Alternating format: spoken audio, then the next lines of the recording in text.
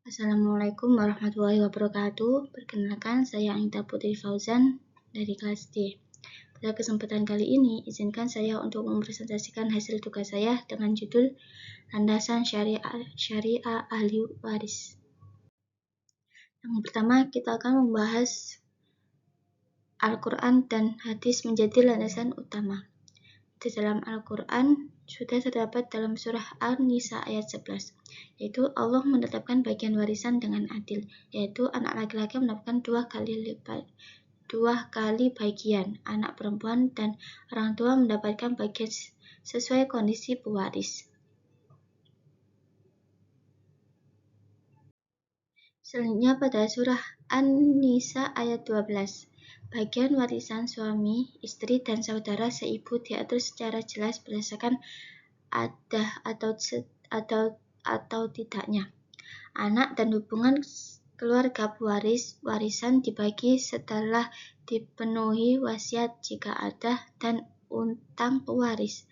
Bagian suami atau istri berbeda tergantung ada tidaknya anak hasil pernikahan tersebut. Selanjutnya hadis tentang waris. Hadis tentang asbabul furud, yaitu harta warisan harus dibagikan terlebih dahulu sesuai bagian yang telah ditetapkan oleh syariat Islam atau kitabullah. Jika ada sisa setelah pembagian wajib tersebut, sisa harta tersebut diberikan kepada ahli waris laki-laki yang paling dekat hubungan darah dengan pewaris. Selanjutnya, larangan berwasiat kepada ahli waris. Rasulullah SAW menjelaskan bahwa Allah telah memberikan hak kepada ahli waris dengan adil, sehingga tidak diperbolehkan membuat ahli waris yang merugikan hak ahli waris yang telah ditetapkan kepada syariat. Selanjutnya, maksimal wasiat dan rod. Rasulullah SAW bersabda, melarang memberikan sedekah lebih dari sepertiga harta kepada selain ahli waris, agar harta warisan cukup untuk membuat ahli waris tetap kaya dan tidak menjadi beban atau meminta-minta kepada orang lain. Selanjutnya, peran ijma, qiyas, dan ihtisan dalam pengembangan Islam. Yang pertama, ijma, ulama tentang waris. Ijma adalah kesepakatan para ulama mujtahid dalam menetapkan hukum syariat, termasuk hukum warisan yang sudah ditetapkan dalam nas dan tidak bisa diubah. Agar disebut ijma, harus ada kesepakatan jelas dari banyak mujtahid dari berbagai wilayah dan tidak boleh hanya dari satu kelompok saja, serta kesepakatan tersebut harus disesuaikan, tidak ambigu. Selanjutnya, qiyas dan ihtisan dalam pembagian waris.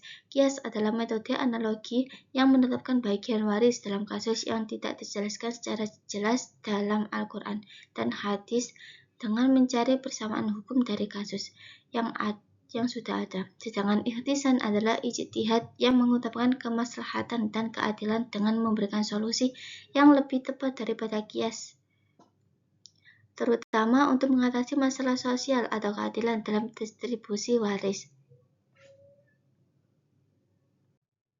Selanjutnya, implementasi keadilan dan kemaslahatan dari sistem waris Islam.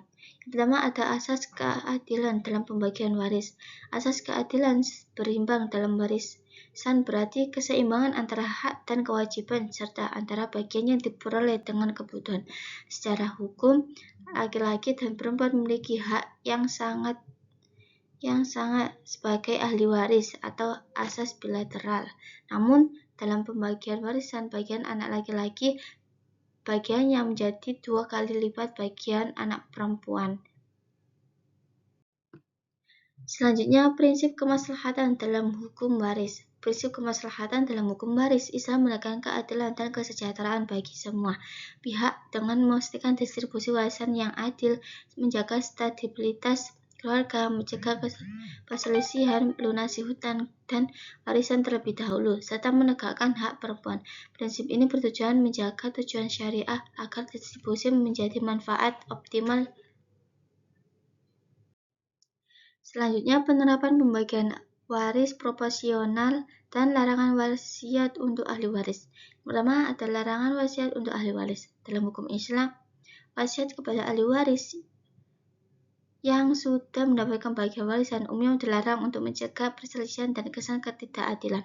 Namun, sebagian ulama membolehkan wasiat kepada ahli waris dalam kondisi khusus seperti tidak ada yang sangat membutuhkan.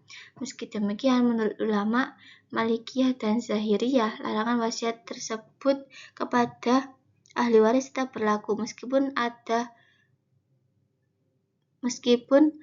peradilan waris lain, karena itu merupakan hak Allah yang ditetapkan kepada oleh manusia. Selanjutnya, analisis ayat-ayat waris. Ini sudah terdapat dalam surah An-Nisa ayat 7, menegaskan bahwa laki-laki dan perempuan sama-sama berhak menerima warisan, baik sedikit maupun banyak sesuai bagian yang ditetapkan.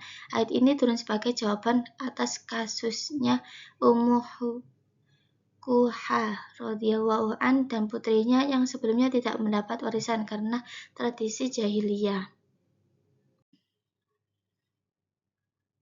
Adapun kesimpulan dari semua ini adalah ilmu faraid adalah ilmu hukum Islam yang mengatur pembagian warisan secara adil berdasarkan Al-Quran, hadis, ijma', qiyas, dan ihtisan.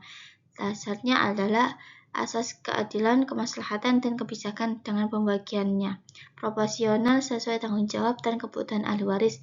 Ilmu faraid juga berperan menjaga keharmonisan keluarga dan menyesuaikan dengan perkembangan zaman untuk menegakkan nilai-nilai syariat Islam.